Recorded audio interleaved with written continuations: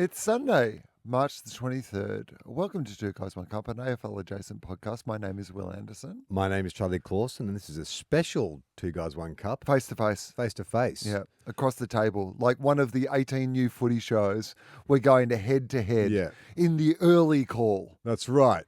Opening round. Oh, I like it. Opening round, I hate it. Give us a call.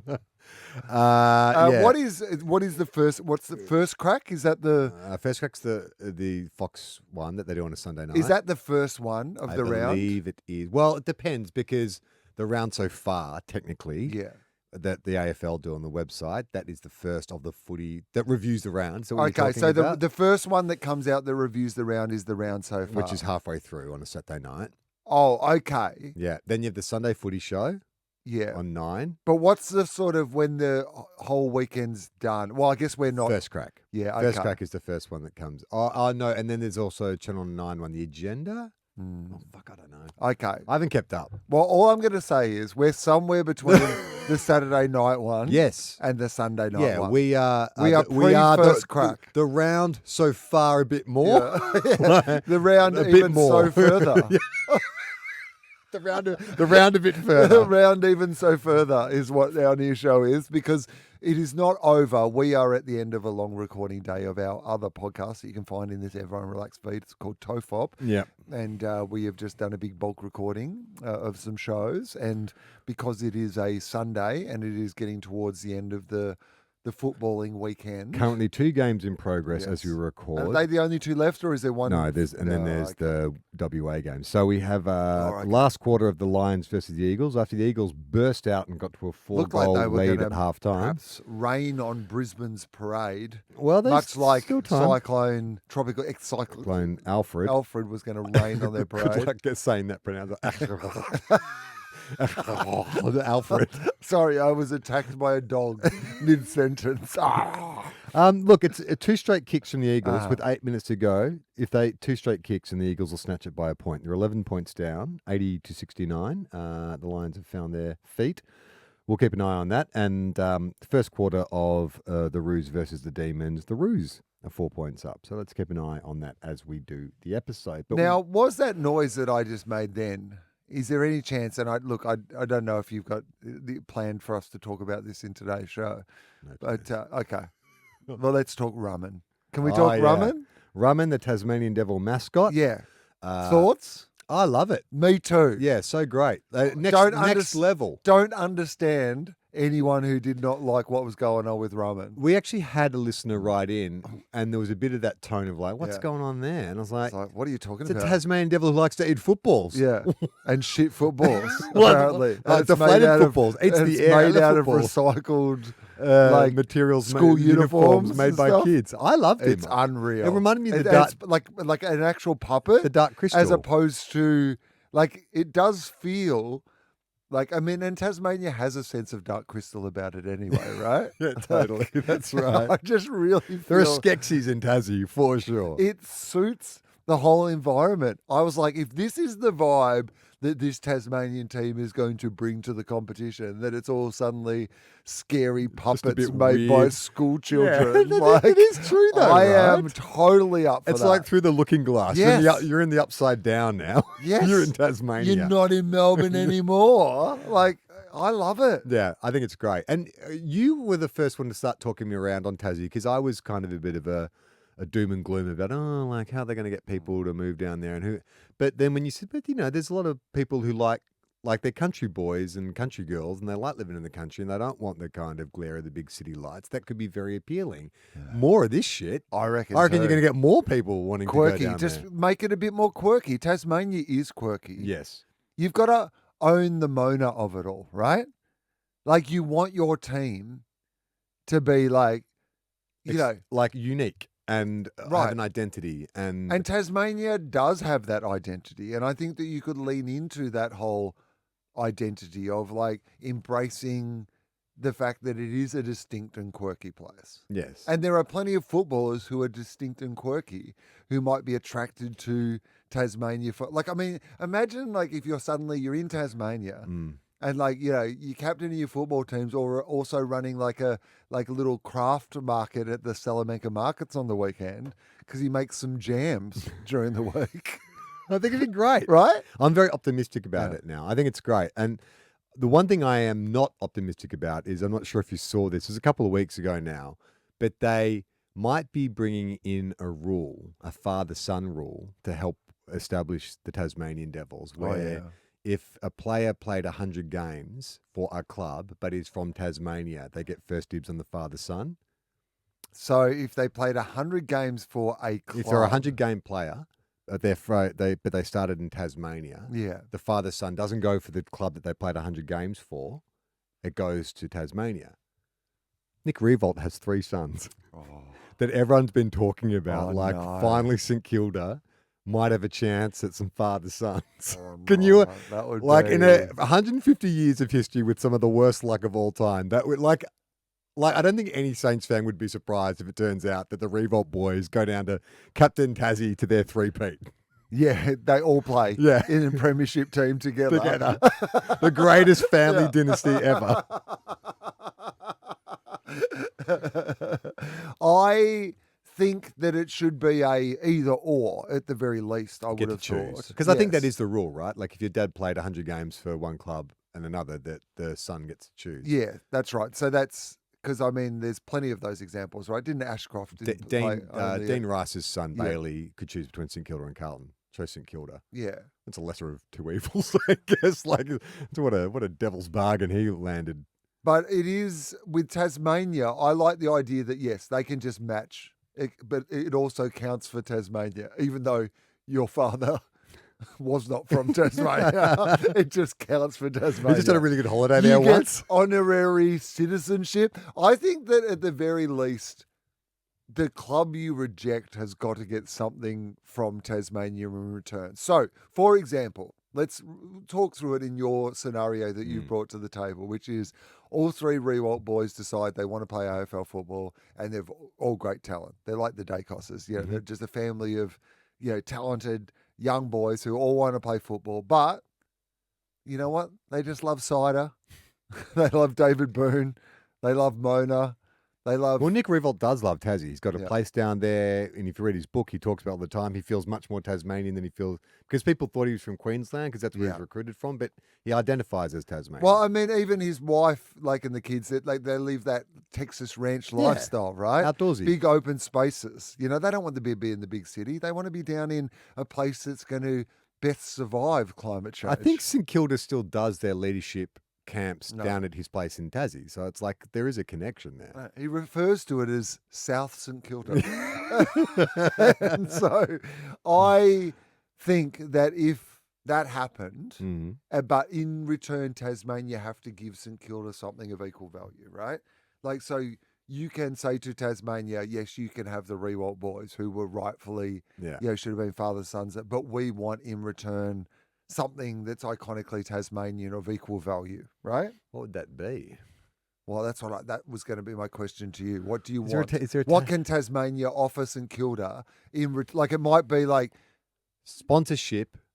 What's the biggest 50 tickets to Dark Mofo? That's not enough. Yeah, that's right.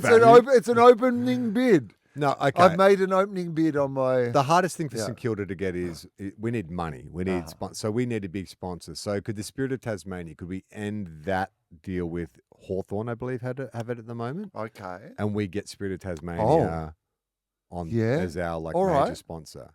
Yeah. Is there a bigger Tasmanian brand? Is it like what Cooper's? Cooper's South Australia. What's the... Bogues. Bogues. Oh, yeah, Cadbury. They have a factory, but they're not a Tasmanian company. Bogues is a Tasmanian There's beer, 2, right? Cascade and Bogues. Oh, Cascade, right? That's what I'm thinking of, the Tassie Tiger. Yeah, so Cascade come on board as our major sponsor. At St Kilda. Yeah, make us financially solvent. I don't reckon that's enough. I reckon you want more than that. Really? Yeah. Okay. What else do we get? I don't know. But I don't know what else, something like what else is Tasmania famous for? We know what it's famous for, but let's not take cheap what shots. good things?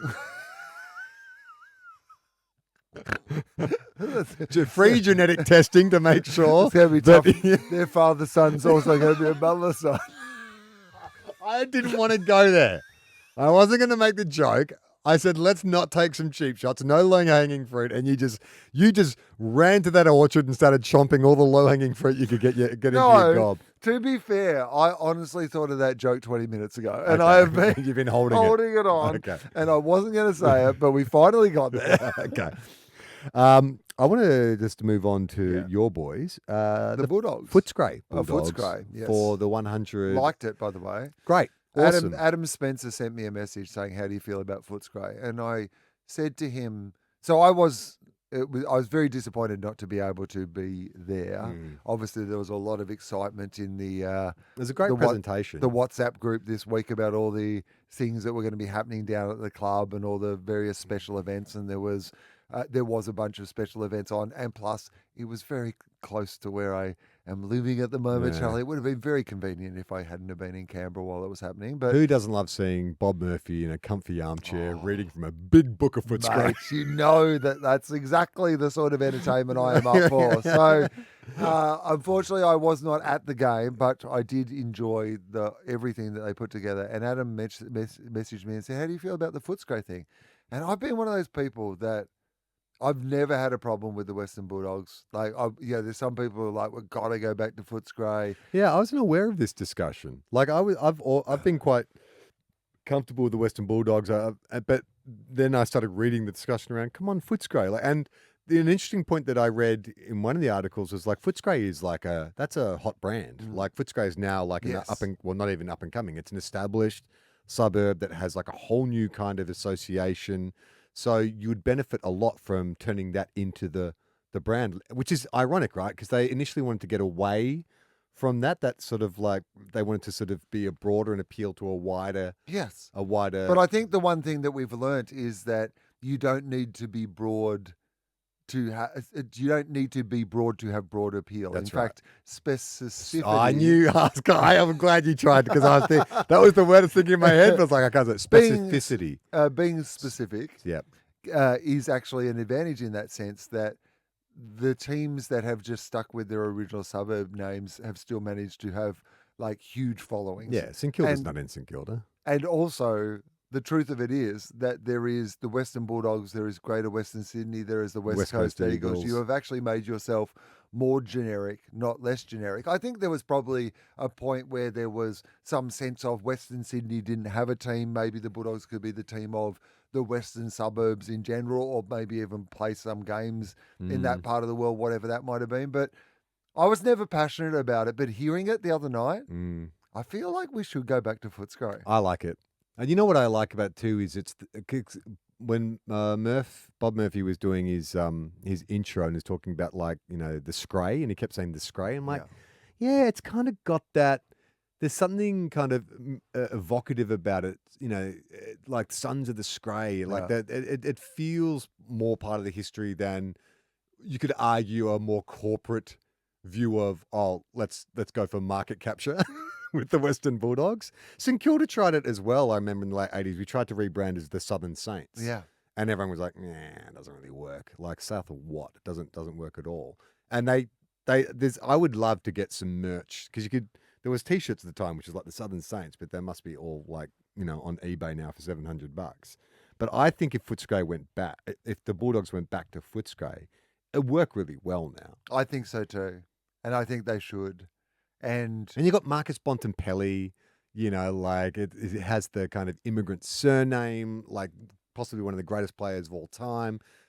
Perfect encapsulation Bontempelli, of what the Liberatore, these are like we live what Sam Darcy. But the other one out. But even that, like, you know, the fact that like his third generation, right? Yeah, third generation. Like his grandfather played, his dad played, you know, he's got a brother, fingers crossed. Yeah, right. But because by the way, Sam Darcy, like, is an incredibly, like, I mean, I know this is not something that everybody else is saying as well, but just to watch him play better and better every week, it is. Here's what I'll say about the Dogs. I jokingly predicted that they would win the flag. Yeah, and then I was watching this game, and here's the thing. You've got to like take into consideration the whole enchilada, right? The injuries, what they've been through, the pressure on Bevo. And I'm like, this is a fucking good football team. They're playing for him, which is nice because, like, I've gone all chips in with Bevo is my attitude, which is that, he's the coach until he doesn't want to be the coach anymore, in my opinion. I think he's earned the right. But the only caveat to that is if you feel like he's lost the players or the support of the players. And there is no way that he has. They're clearly playing for him. And Aaron Norton, went out of his way to, mention that in an interview over the weekend. It feels like they are invested in him. Our theory of, Bevo's bottom boys, the idea that he is better when he's back to the wall, I think is true. I mean, of course, we lost the game. Yeah. But not with you didn't if we'd lose. had any luck, Yes. there was. I'm not a person who. Yeah, there was some, like that Bailey. You know that I'm Bailey not a person Dale. who blames the umpire. That was insane, though. Like, he spoils 4 meters from the boundary line. What's he meant to do? Like, insufficient intent. Isn't the intent to spoil? Look, we didn't have the best run. Okay. But it was. Darcy Moore point, wasn't holding the ball. So yeah, I guess the it's point like swings being and that roundabouts. if they could hold enough ground until the better players come back, then there's some hope for the season. But it'll just be whether they can hold enough ground until then. But it's just great to see some of that next level of players step up to fill those holes. There was probably 10 players whose names I was not familiar with. I'm like, who's this guy? He's really good. Who's that guy? He's really good. Van der Meer's changed his haircut. I don't know. He looks like a different player. But I was really impressed. I was like, they've got such good depth. And it's what I love about the Bulldogs is, like, they're all, like, the joke is, you've got 1 million midfielders in your team, but that's pretty good. Like, of all the attributes to have as an athlete, being able to run and have good skills is great anywhere on the ground, if it's coming out of the back line in the midfield or forward. So your most vulnerable area would probably be like your defense at the moment, right? Lacking a bit of height and stuff. But I don't know. The way they were going about it, and it's so early in the season, you're like, if they can just snatch a couple more wins in, square the ledger by round 6, round 7 when Bont's meant to come back and you just get a few other troops back then. I actually think that I wouldn't be surprised if the Bulldogs, like, if my prediction comes true. Said in jest, but I'm like, I don't know. I've got a feeling about the Dogs this year, and it's very early. I mean, it's very early. And we lost. And we've only beaten But North that's what Melbourne. I mean, though. But you lost. But the way in which you lost, I'm like, this is not you didn't lose in an embarrassing or pathetic way. It was just like, you ran out of steam with a bunch of young players. You know what I will say? Because all the pre-match stuff I thought was so well executed. And clearly we actually got a bit of a bump out of it, I think. We started so well. And it was exciting to actually see that. But I will say this. There was a lot of, and isn't this great? The Bulldogs fans have come out tonight, the biggest home and away crowd the Bulldogs have ever played in. And I was like, yeah, you know why though? Because we're at the MCG and we're playing Collingwood. Because it seems like 2/3 of the people here to celebrate this Bulldogs 100th are Collingwood supporters. Last week, after Carlton's loss to Richmond, yes. We did a bit of a dive into Blue Abroad, which is a YouTube channel that I really love. The host's name is Terry. I couldn't remember last week, so I'd have to give a shout out to Terry. So this week they lost to the Hawks, and it was one of those matches where they were in it for a bit. But Hawthorn are a very good football team. They have gears, so anytime Carlton sort of got close, they pulled away. So when I checked in on Terry at the fan cams, it was a different tone. Like, there was kind of just like that last week was like just that stunned despair. Yeah. Now we're into a different stage. The anger is creeping in. Oh, I see. There's another YouTuber called a Pommy in Oz, and he's also a Carlton fan. And what I've come to realize after watching these fan cams is it's a lot of other Carlton YouTubers jumping on Terry's show. Oh, so they're discussing it together sort of thing. Yeah, to have a chat. So Pommy and Oz had some very firm opinions about what's going on at the Blues. It's a shambles, Terry. Yeah, It's a shambles. Like, we've had 2 reviews. Football department's the problem. Brad Loy's still there. Why? Because Daddy knows people at Carlton. That's why. If you're serious, you sack him and you tell his dad, your son's shit. Sorry, I can't keep him here. He's rubbish. That's what a real club does. It doesn't keep mates. You tell me I'm shit, and we're mates. We've been mates a long time. Have you ever told me I'm shit? No, I don't think so. I mean, maybe jokingly, but Yeah. But having said that, Wow. right, Pommy was very angry. And then Yeah. what I love about Terry and the way he hosts the show is so when he does the fan cams, and there's a few people who actually who are coming on and commenting on it, was like, he just listens. It's like a therapist. He sits there and how does that make you feel? And he doesn't really offer anything unless the space is open to him. And do you think he should rename his show Beyond Blues? well, that's what I thought. Yeah. Little Broad Beyond Blue. And this is how the Pommy chat finished up. And I was like, this is heartwarming. That was actually very cathartic, listening to you talk just then. Terry, I love you and I love chat. We love you too, mate. Oh, Beautiful, right? well, that's nice. Like two Yeah. men who are like Yeah. not afraid to share that stuff. And so that's what a lot of it is. And then this clip here is a guy who, again, I think is another YouTuber, or at least a good friend of Terry's. And just watch how it goes from the anger and the despair into laughter. And this is what I said last week, I'm Yes. starting to see some similarities between Carlton supporters and Saints supporters. If you don't laugh, you'll cry. Yeah. So just go on the journey of this conversation, where they start to where they finish. Okay, great. They're just going to keep going because I think he's in job protection mode and he just wants to.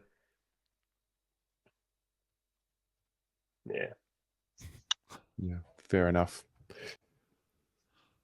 It's tough to see like this, mate. But listen, man, just keep plugging along. Feel what you got to feel. It's going to be a long week because it's an 8-day break, and see what happens next Friday. Fuck. Only round 2 as well. Oh, It's got external review written all over it, doesn't it? It's got external review written all over it. It's so true because I didn't realize, but Carlton's had 3 external reviews in the last 10 years. Yeah. The rebuild, the 5-year plans. You can understand the frustration, but I just do love, because there's a couple of things they brought up there. It's just round 2, right? Yeah. So nothing's quite as bad as you think. Nothing's quite as good as you think. That's right. but Things could still be fine for Carlton. Totally. Brisbane lost the first 3 games last year and won the premiership. Well, but this is the insight that you only get from like a dyed-in-the-wool supporter of a club. This is what I've learned from Blue Abroad. Carlton's fans' concerns is their chips in. Yeah. Like they all their stars are signed up on big contracts. That's right. They decided 3 years ago this is the list. This is the list, and this lock is them the down. one we're going to win. So because he was And talking, we've got a once-in-a-generation player. And the more you watch Patrick Cripps play, the more you realise, because I think it's almost like he won the Brownlow by so much that people almost started to suggest he wasn't as good as he is. Like, he is a once-in-a-generation footballer that club has had. And if they squander having someone that good, on their list, and don't take them to higher. Actually, you know what? I'm starting to feel it now. I can see, the energy that would. Yeah, okay. but there is that talk of trade Cripps to WA. Let's get a draft pick. It's back because Is remember it? Carlton fans fucking denied that 3 years ago. They tried to gaslight us. Oh, we never said that. They're did, saying it again, and you're saying it, and again. they're saying again, but it's because different this he's time. valuable. 3 years ago, Yes. it was he's injury prone. Yeah. Let's get something for you while we Now can. it's like we can get we could He's write a our dual own Brownlow ticket. medalist. Let's get a couple of draft picks. Yeah.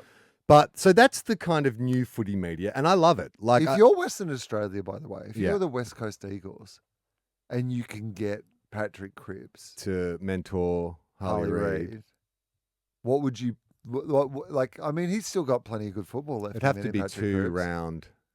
2 first round. Two first round Yeah. picks, Yeah. you'd think, yeah. Which they would have though, wouldn't they, West Coast? By the end of the year, I think so. Yeah, it's definitely Yeah. priority pick and a first round Yeah. pick. But this new footy media, I love, and I love, like I said, that the way that Terry, it's really healthy. Oh, yeah, that was therapy language. Yeah, health therapy language. It's a healthy expression of kind of strong It's good to get it out. emotions, I love you, supportive. man. But let's go to a bit of traditional footy media. yeah. This is how they reacted on 3AW. Yeah, great. G'day, Alex. G'day, fellas. How you going? Good, thank you, mate. What do you think?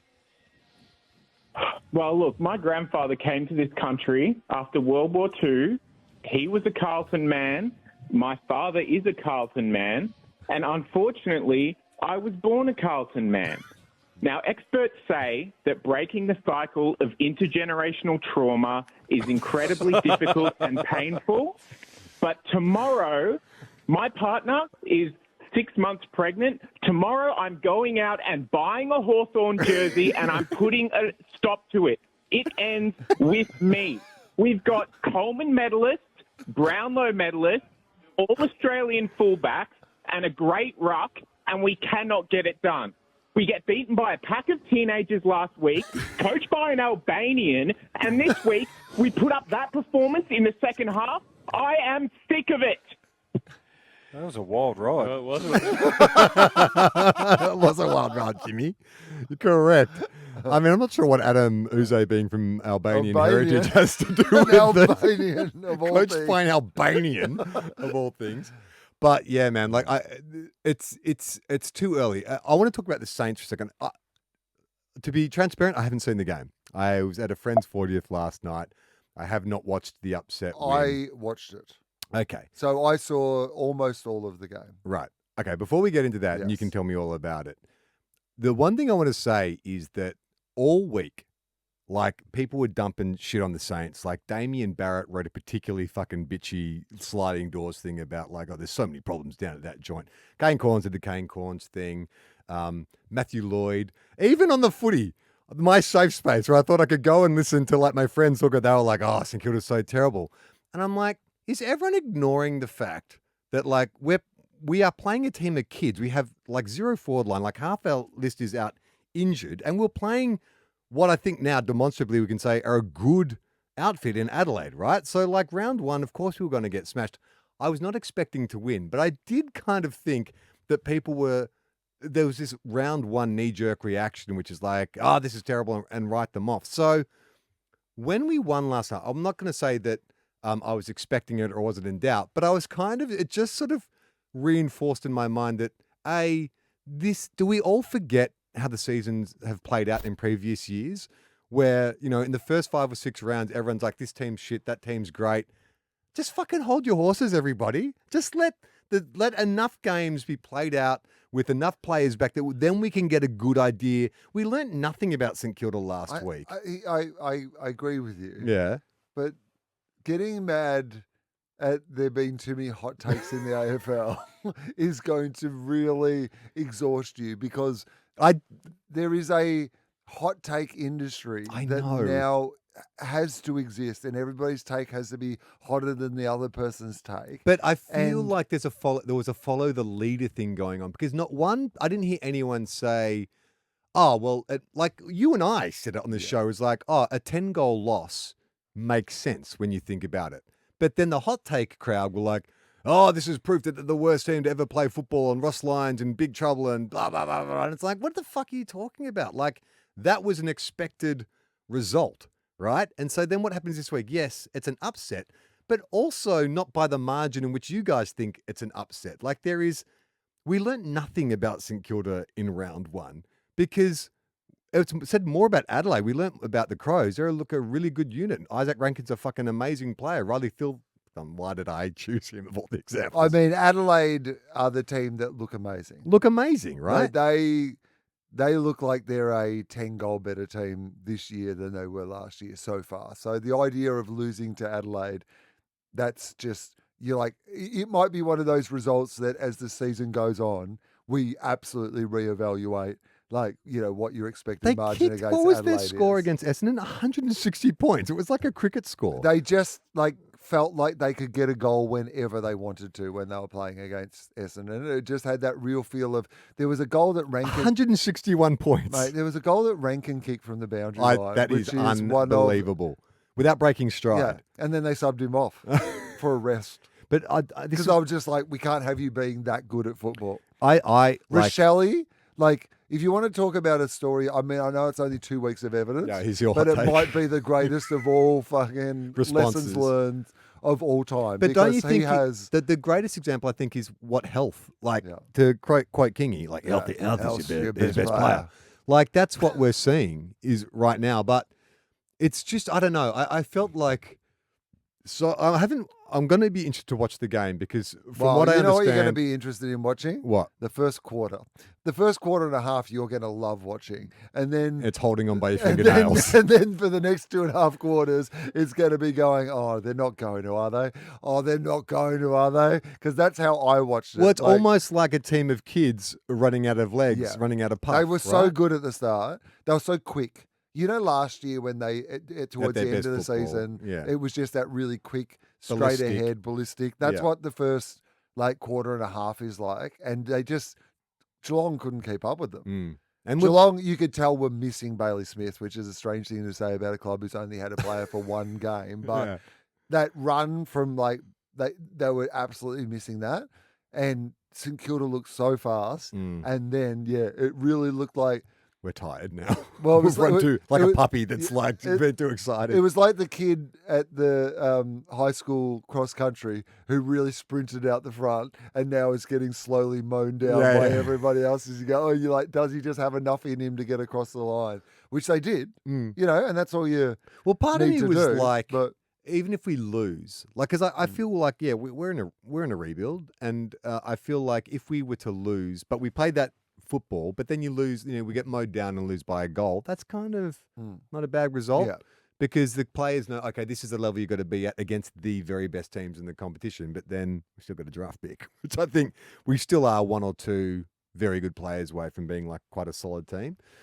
But yeah, I don't know why it bugged me so much. I think it was just because every year I feel like maybe the media is going to learn a lesson, like that we're the hot takes. Like, do you remember our trope from last year was playing the heart music? Do you remember Yeah. when? Do you remember when?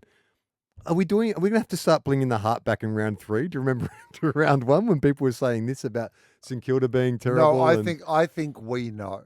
Okay, you and I. You and I. Are we the only two truth tellers in the AFL Maybe. media? Maybe we are. I think we are. we're not going to get. You know what? Let's not get involved. Let's not get caught up Mm.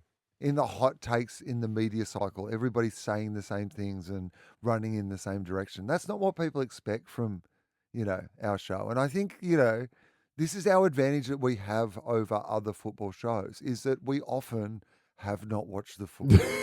And I think that's what separates us from the rest, Well, even Joey Montagna, like Saints man Joey Montagna on Triple M this week, was like, oh, I'm taking my son to the game. It's his first go. Oh, gee, poor kid. Like, oh, geez. And then Damien Barrett, who, I don't know. He's been hurt by North Melbourne. Yeah. Yeah. But like, there's some real trauma there because he Yeah. was like, Feels- oh, my son's like, Yeah. He I- ruins his son's life. yeah, Yeah. you They just don't can't do it, Joey. recover. Don't do it. It's Don't like, do it. Maybe you should just not like write about football for a while. Well, I think that, if you're a North fan, there's been some pretty tough times. I will acknowledge that. However, Joey took his kids to the football for the first time and they got to see the Saints win an unexpected game and smash them in the first half. Mm.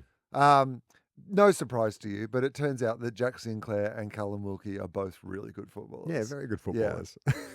I don't know what we're going to do when they both No, retire. you guys are going to be fucked. That's my hot take because they are so good, both of them. Yeah. It turns out that the Eagles put up a valiant fight. They've gone down by 19 points Yeah, to that the makes more Lions. sense. And That's good by the Eagles, though. but North are maintaining pace with the Demons. All right. It'll be interesting. Like, Wow. I don't think we'll know the result of this match by the time we No, finish this episode. let's do the but 2 guys, 1 cup curse then. prediction. What do you think? What's the score at the moment? It's 3 points up to North, 39 to 36. Okay. I'm going to say the Demons mow them down. Yeah, I reckon the Demons have got this. Yeah, the Demons are actually a very good side. I think they are too. They debuted 4 kids. They still lost last week, but GWS are also a very good side. I just respect the Demons, and all my past previous beefs. have been buried, and I really understand them now, and I'm in favour of them, and I just really have an open heart towards the Melbourne Football Club, and just coincidentally, I will be appearing at a Melbourne Football Club function I heard this. next Saturday with our friend Broden from the footy and Kate McCarthy. So Eddie Do you think any Melbourne fans would be mad at me Yes. from previous things I've Yes. said. The thought crossed my mind. Yeah. Yeah. I mean, But I mean, the things were because only... Broden and Marnie and Tom all went in on St Kilda Yes. last week. And I got to say, like, it hurt my Yeah. feelings. The only I wanted them to think about me as they were saying mean things about St Kilda. The only reason I said mean things about Melbourne was that they won a premiership against my team. That Right, was that's what fair it enough. hurt There me, was right? just cause. So if I'm saying mean things, I'm only reminding them of their greatest moment of success in the last 30 years or so. So I think it's you can't hold too much of that against me. I was the wronged party. Yeah, you were hurt. Yeah, I was hurt. You hurt And people, hurt people. Yeah. Which is what Damien Barrett needs to do. Yep. What the fuck was that? Oh, it's over. Okay. All right, well, We're that's getting the end of the played show. off. I didn't realise this was the Oscars. Oh, all right. What the hang fuck on, has what's gone going my on? my Do a control? remix.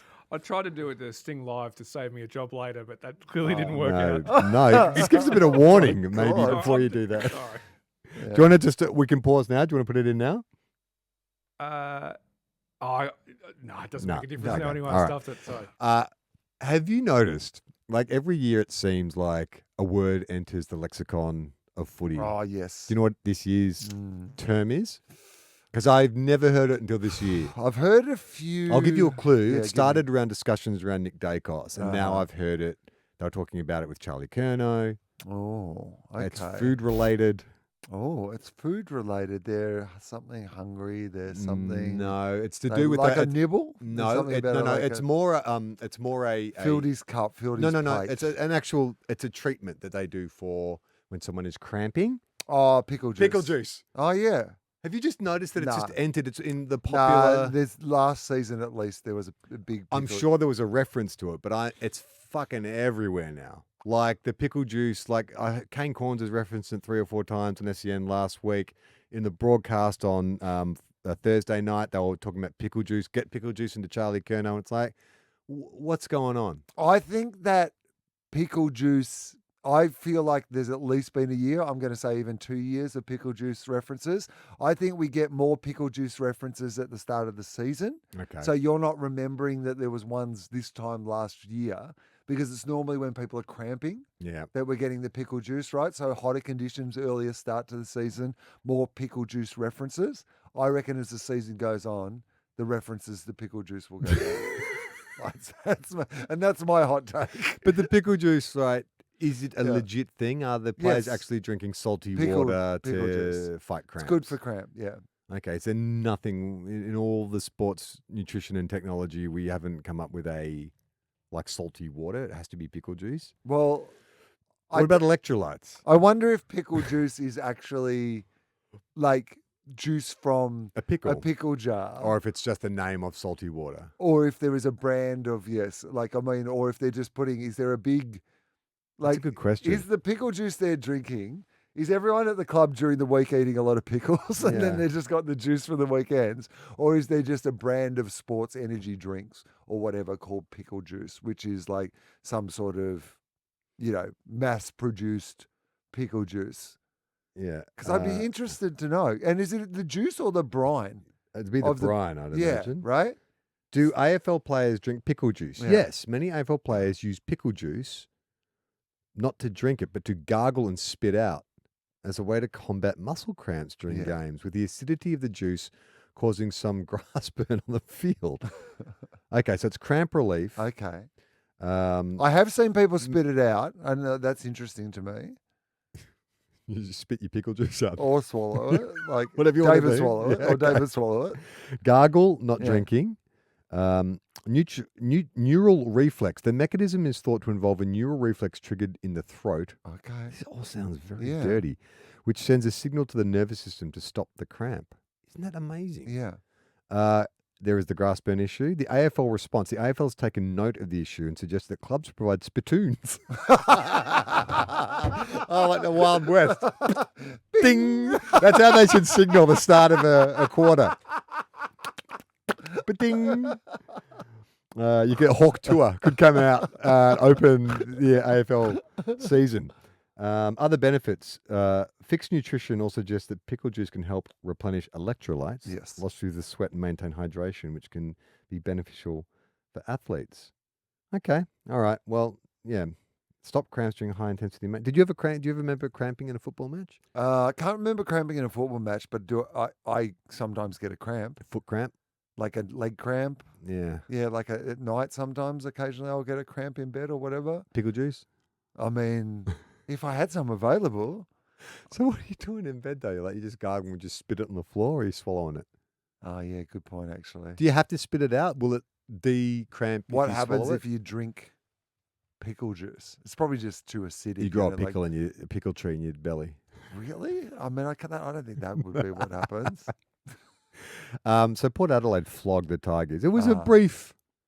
But I don't think anyone thought that that result in the first night meant that Richmond were going to be good this season. Oh no, but talk about the Saints getting some hot takes. Yeah. Like the Port Adelaide hot takes were pretty fucking crazy. People were predicting that Richmond were going to win this game too. Yeah, and then Ken was going to get sacked, and then So I agree. So how do we? Port Adelaide did what they were meant to do. How are we combating the hot take? Like, is that our point of difference? Yeah, we do cold takes. Yeah. Not cold, just like room temperature takes. Okay, like obvious takes. Yeah. Hawthorn are a good football team. The footy's been good so far.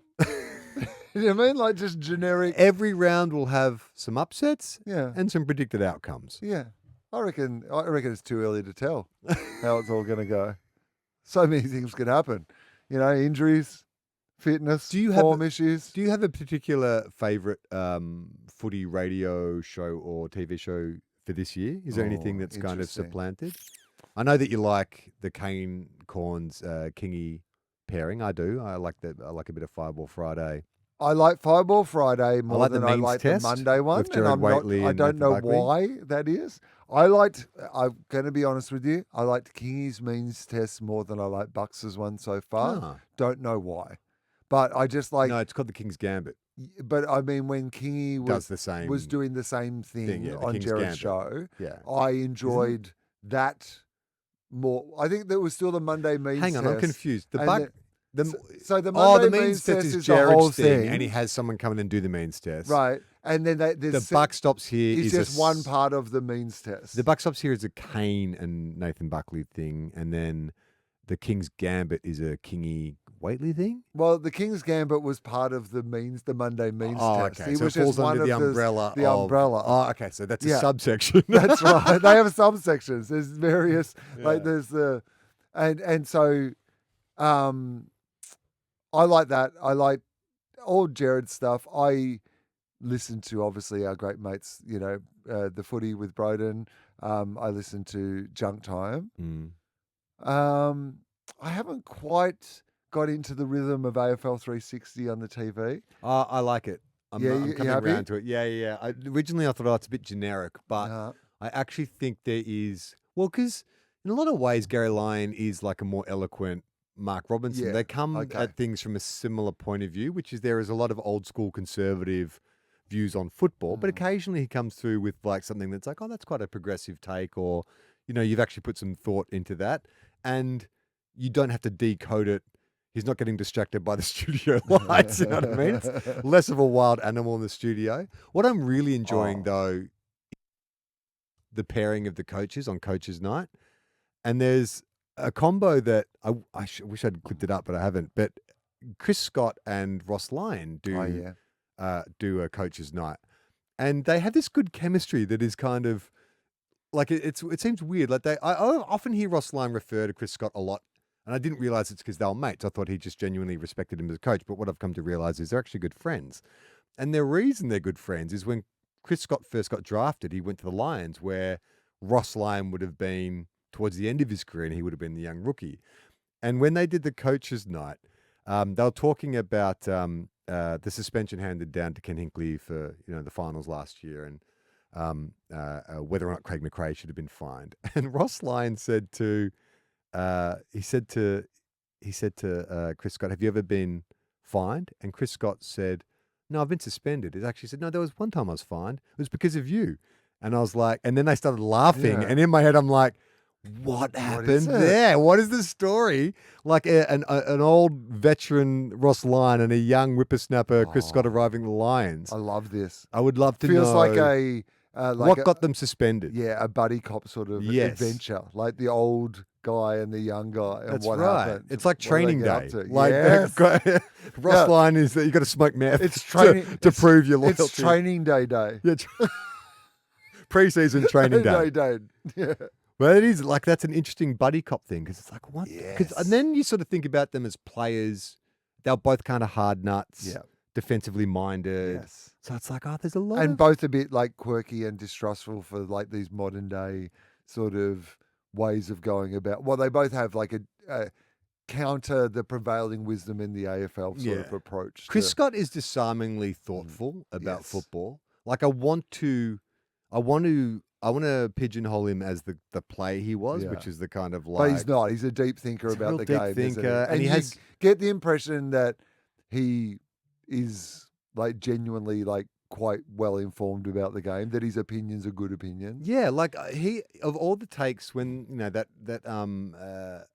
Kingsley McRae confrontation or whatever it was happened on the boundary line, and everyone's like, hot take city, and he said, well, like, what are we talking about here? Like, it's gone. Look, yeah, sure, I understand that at an amateur level that could explode, but you're talking about the top tier of this sport with two outstanding individuals. They're not going to come to blows. No. Like, it's not going to be a punch on, all right? So let's just stop the hysteria around it. It was sorted out in the moment. That's where it ends. We don't need to be handing out fines. We don't need to make an example. Like, that's just it. It's done. It's like, that's a very good take. And that's when Ross Lyon was like, have you ever been suspended?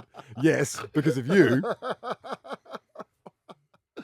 Another bit of football media that came across my desk this week, by the time I Mm. sent it to you, had been erased, which was Ben and Harry, a little clip I saw of Ben and Harry talking on their podcast about socks. Yeah. Went into a very two guys, one cup area.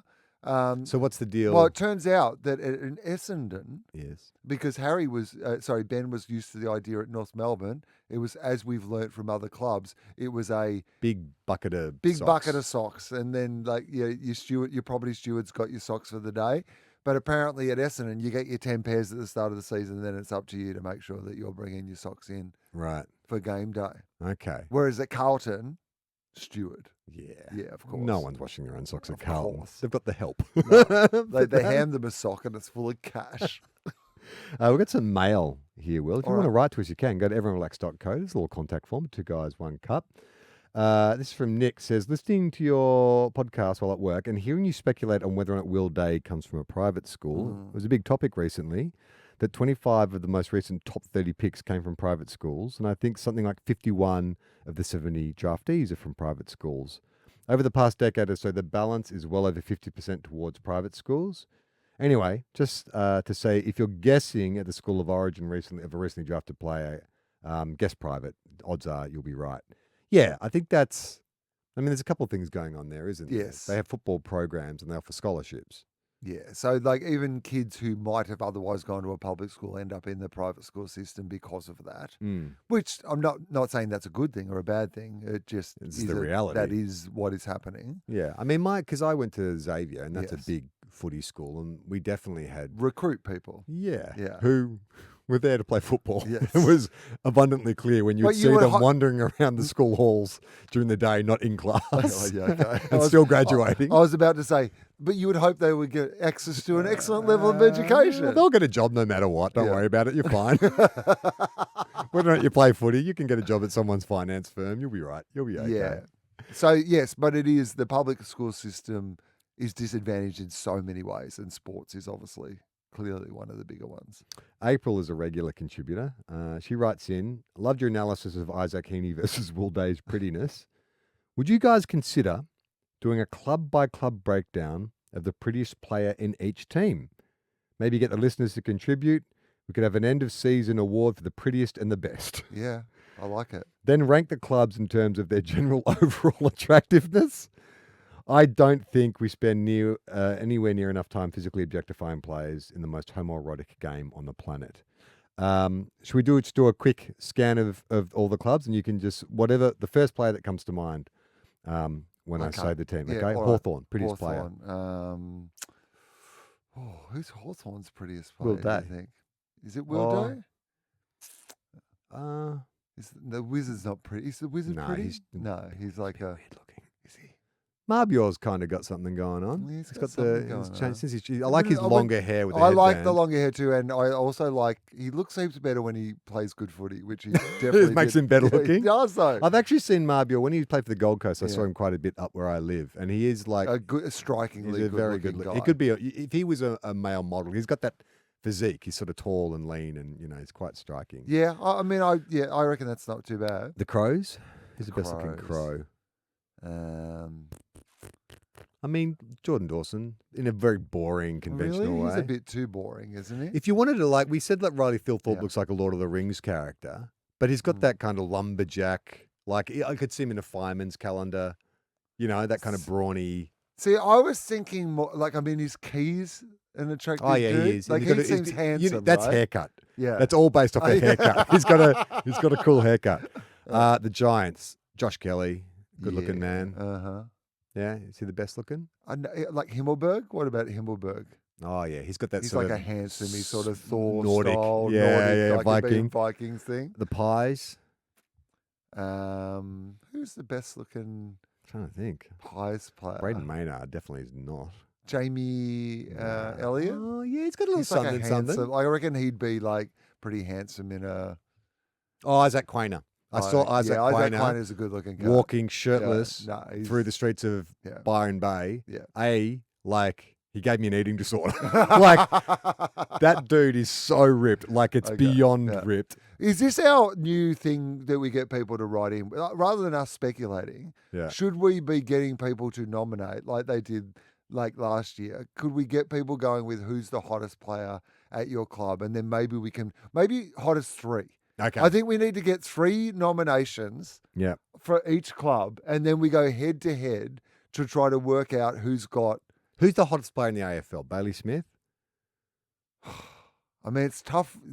It's a tough loss for the Bulldogs, Bailey Smith, isn't it? Who's the Essendon fella? There's a really handsome Essendon fella who's like a. Where does he play? What position? He's like a half forward, Is it Harrison? Harrison. I don't George know. Harrison. George Harrison, yes, the ex-Beatle George Harrison. Write into us and let us know who you think the best 3 looking. This is full objectification. Who are the best? Here's the other thing I was going to say is, is this a recent trend or is this like a thing that's been happening for ages and I haven't watched it? I've watched a bit more pre-match, and shirts and skins in the dressing room seems to be a big warm-up thing now where half of the players don't have their tops on. Has that been like a thing going on for ages or is that new? Because I was looking at these footballers just going, do you all look like Bailey Smith now? Because they are all so fit. It's funny, right? Because those muscles are not required for athletic football. performance. No. So I That's wonder the the new same look, thing, right? yeah? It's clearly Yeah. or maybe it is. I don't know. Maybe that's what sports nutrition does these days. Is they're all fucking. But there's definitely a more aesthetic element to Here's it than what previously. I'll say right? about my experience with footballers, especially good-looking footballers. There's players that you see as being good-looking, but if you ever meet them in person and they start talking, something happens. Yes. When their face starts moving, that you're like, ugh, it's off-putting. So I think there's a bunch of really good-looking players, but I think we need to kind of differentiate between are they genuinely real-world good-looking or good-looking for a footballer? Alex Rance, good-looking person. Yeah. Inside In and general. outside of football. Yeah. Bailey Smith, good-looking in and out of football. Yeah, I think so. Someone like Jack Steele, I think, is good-looking for a footballer. Mm. But I don't know. If you put him up Okay, against, interesting. an actor or something like that, I don't know. Well, yeah, but I mean, an actor's a bit unfair. But just A regular... like a hot tradie. This last letter came in from Tony. Hey, gents. I buried my dad recently. Oh. Legally, of course, not in my backyard. Good. And he was dead, I assume. The headstone near condolences. The headstone near Dad's had a Saints jersey and a red, white, and black markings. Please see the picture. So it's okay. it's like a cross with a Saints Guernsey hung Yeah. on back to front for some Yeah. reason, with a bunch of Saints paraphernalia. There's a Saints scarf around the top of the headstone Yeah. and a little Saints banner down the bottom. Yeah. When I saw it, my first thought was, he died from a dose of the St Kilda blues. Oh, no. And secondly, Charlie's headstone will be a carbon copy of this. Oh, no. As a Docker supporter, every time I see this headstone, I think this poor guy suffered to his last breath. He was born in 1967, the year after the Saints won their one and only flag. So he went his entire lifetime Oh, no. without seeing a flag. It does sort of. Now that I'm 47, Yes.